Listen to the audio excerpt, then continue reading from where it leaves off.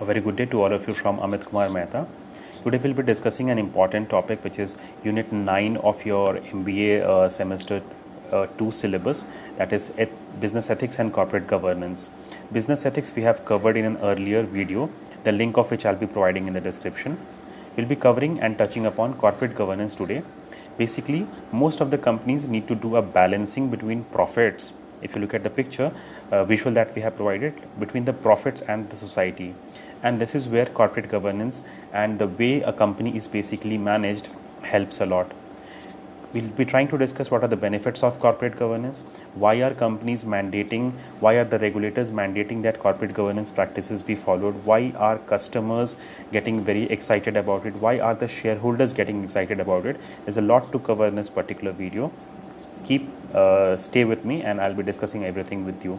Now, in the lecture on business ethics, we had started with this particular quotation from Theodore Roosevelt.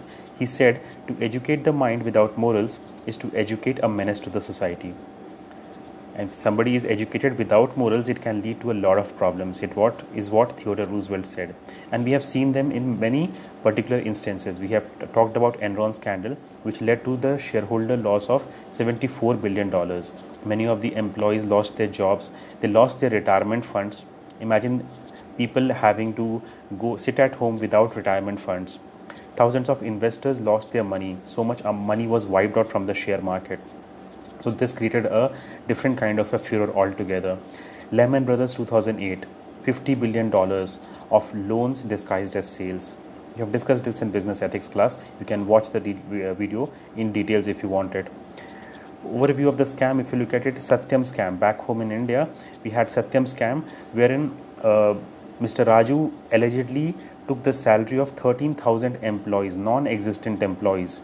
He faked this data. He took the salary of 13,000 non-existent employees amounting to 20 crore on a daily basis, on a monthly basis, so that he can fill his coffers with money.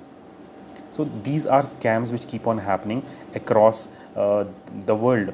Now, if you look at BP oil crisis, I'll just elaborate on this particular oil spill crisis, which is very, very important, and it will try to show you how, because of one particular event, one particular wrong decision of a company, so many people who depend on this particular company get affected. Now, BP oil crisis happened in April of 2010. It was the biggest oil spill in the known history. 11 people were killed immediately and 17 got injured. Thousands of aquatic animals got killed. Thousands of them. Oil spill was so huge that it killed the entire aquatic animals of that particular area in the Gulf area. Share prices of British Petroleum declined drastically, and it was not just British Petroleum shares which were declining. The consumers, the investors, the people who were involved in share trading, they helped decline the entire petroleum sector's shares. The share price of all the petroleum sector companies started declining because of this BP oil spill crisis. Loss to Gulf tourism happened. Real estate also happened. The total estimated cost of this particular BP oil spill crisis was approximately $22 billion. Now, apart from that, if you also count in that the shareholder value that was lost, it would be totaling approximately 100 billions.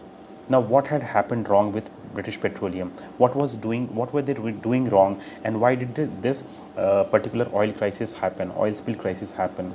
It was found out later that British Petroleum was basically cutting corners. It was trying to save some money, approximately $1 million per day it was saving by having low safety standards in its particular company. And because of having a low safety standards, this particular event happened, and it affected so many people. Just imagine $100 billion. The fishing industry, the real estate industry, the tourism industry, the entire Gulf region got into a very big problem because of one particular company's wrongdoing. So one particular company in such a big particular position can have such a big impact on any particular economy.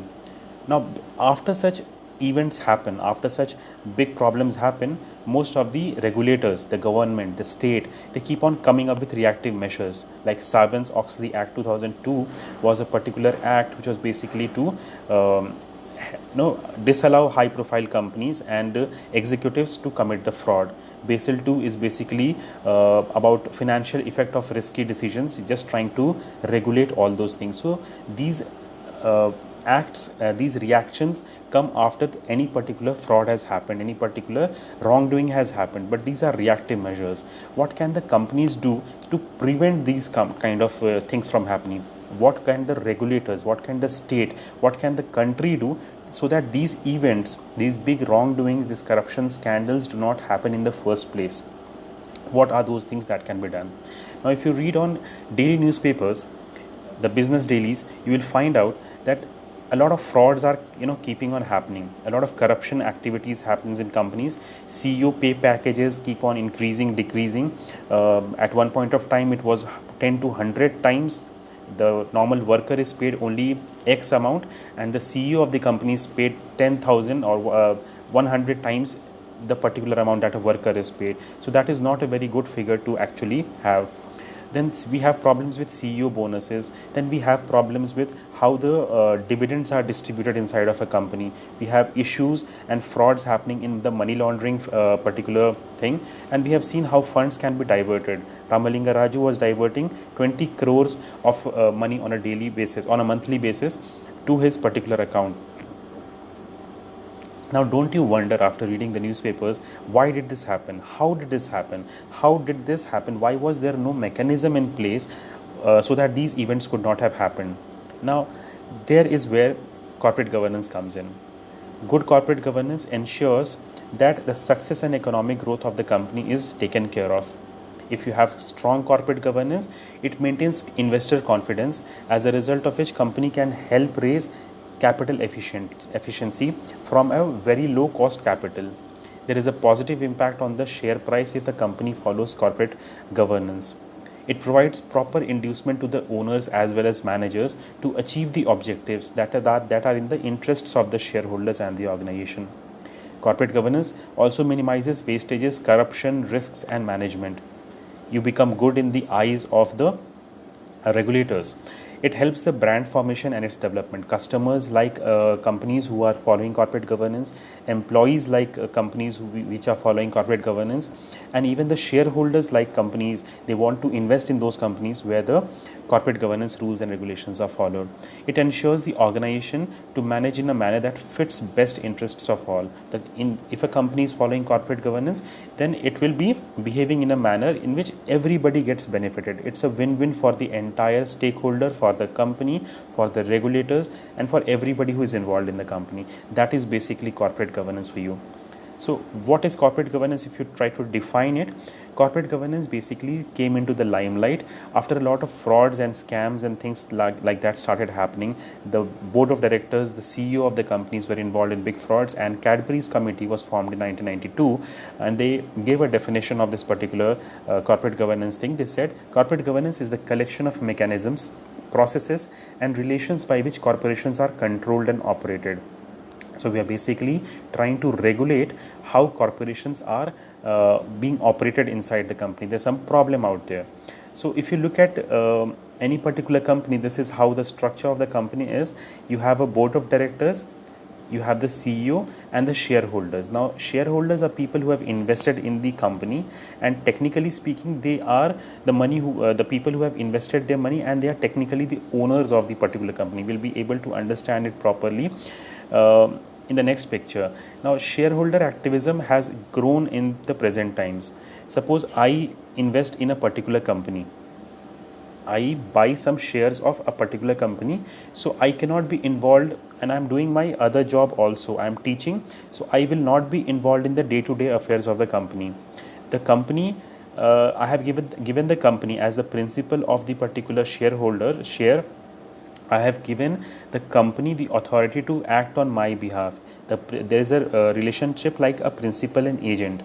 The company is the agent. The board of directors is the agent. The employees of the company, they entirely are the agent. I have invested my money with the company, and these people are the agents who have to ensure that the company is run in a very, very smooth way, and I get my dividends on time. I get my profits in time. That is what is necessary. And anytime if I feel that my agent, that is the company, the directors, the board of directors, the CEO is not functioning according to my wishes, not functioning in a way which is helpful to me or profitable to me, I have the right to question, or I will put them to take them to task. So that is what is shareholder activism.